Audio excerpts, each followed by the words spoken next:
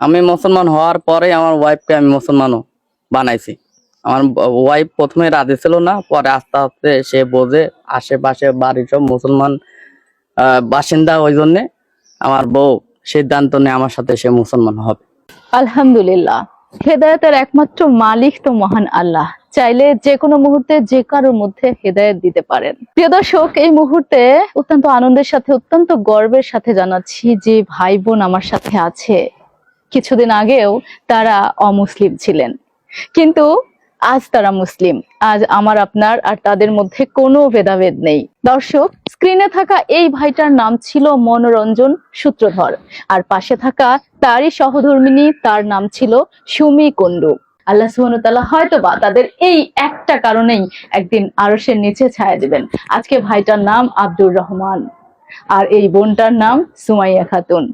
একজন মুসলিম নারী এবং পুরুষের সাথে এই মুহূর্তে অবস্থান করছি। প্রিয় দর্শক, ভিডিওটা প্রথমেই বেশি বেশি শেয়ার করবেন, জানাবো তাদের এই হেদায়েত প্রাপ্তির মাধ্যমটা কিভাবে হয়েছিল এবং আল্লাহ সুবহানাহু ওয়া তাআলা কখন তাদেরকে হেদায়েত দিয়েছিলেন। আসসালামু আলাইকুম ভাই। ওয়ালাইকুম আসসালাম। আচ্ছা, আপনার মুখ থেকে জানতে চাই আপনার নাম কি ছিল আর এখন কি? আগে আমার নাম ছিল মনোরঞ্জন সূত্রধর, এখন মোহাম্মদ আব্দুর রহমান। আচ্ছা, এই যে সূত্রধর থেকে রহমান হলেন, বিশাল ত্যাগ এবং অনেক অনেক হেদায়েত প্রাপ্ত হয়েছেন আপনি, এটা আসলে কারণ কি ছিল ভাই? আমার ছোটবেলা থেকে একটা স্বপ্ন ছিল যে আমি এক সময় যাই মুসলমান হব, আর আল্লাহ তাআলা আমাকে সেই স্বপ্ন পূরণ করাইছে। আমি আজ 5 বছর ধরে মুসলমান। আচ্ছা, আলহামদুলিল্লাহ। মুসলমানদের মধ্যে এমন কি দেখলেন ভাই, যেটা দেখার পর আপনার মনে হলো যে আপনার একজন মুসলিম হিসেবে জীবন ধারণ করা উচিত? আমার মানে স্বপ্নের ভিতর আমি আল্লাহ রসুলকে দেখার ভাগ্য মানে তৈরি হয়েছিল, ওই জন্য আমি কোনো কিছু না ভেবে আমি মুসলমান হওয়ার সিদ্ধান্ত নিই।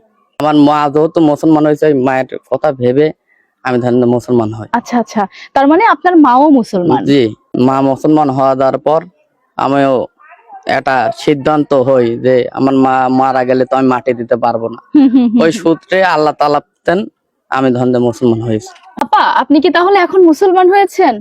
হ্যাঁ, আসসালামু আলাইকুম। আমি মুসলমান হয়ে খুব ভালো আছি।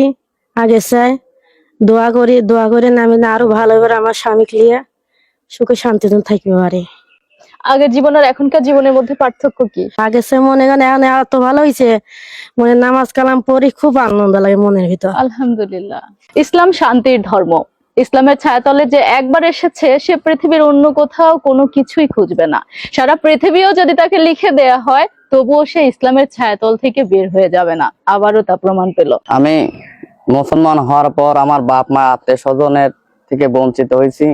আমি তেলের মিলে কাজ করতে যাই, আমার পাওয়াটা অকাজে হয়ে গেছে। চিকিৎসা করার মতন আমার কাছে কোনো টাকা পয়সা নাই, আমি এখনো কোনো কাজ করতে পারি না। এই বউ নিয়ে আমার না খেয়ে দিন যায়। আমি সুস্থ হতে চাই, নিজের পায়ে দাঁড়াতে চাই। আপনারা সহযোগিতা করে আমাকে চিকিৎসার ব্যবস্থা করে দেন। ভাই, এই যে আপনার ভিডিওটা দেখার পর আপনার অনেক ভাই বোন আপনার সাথে যোগাযোগ করবে, কিভাবে করবে তারা?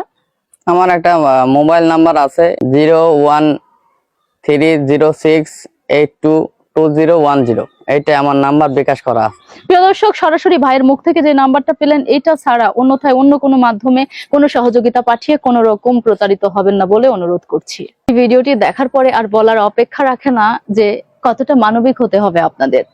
এক নব মুসলিম দম্পতি, যারা কিছুদিন আগেও অন্য ধর্মের ছিল, আল্লাহ সুবহানাহু ওয়া তাআলার অশেষ রহমতে আজকে মুসলিম হয়েছেন, তাদের এখন সহযোগিতা দরকার। দেখেন, এই ভাইটা হঠাৎই একটা অ্যাক্সিডেন্টে তার প্রায় একটা পা হারিয়েই ফেলেছে। এখন এমত অবস্থায় পাশে দাঁড়িয়ে থাকা স্ত্রীকে নিয়ে কখনো খেয়ে আবার কখনো না খেয়ে দিন যাপন করছে। আমরা কি পারি না অসহায় এই দুই ভাই বোনের দায়িত্ব নিতে, তাদের একটুখানি খাবার ব্যবস্থা করে দিতে, আর অসহায় এই ভাইটার চিকিৎসার ব্যবস্থা করে দিতে, যাতে করে সে নিজে পায়ে হেঁটে গিয়ে রোজগার করে আনতে পারে স্ত্রীর জন্য এবং তারা সুখে সংসার করতে পারে।